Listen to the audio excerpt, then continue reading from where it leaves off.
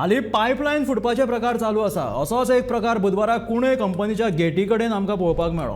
उदकाची पायपलायन फुटून हजारांनी लिटर उदक फुकट गेले. पायपलायन कशी फुटली हाचें कारण मात्र कळपाक शकलें ना.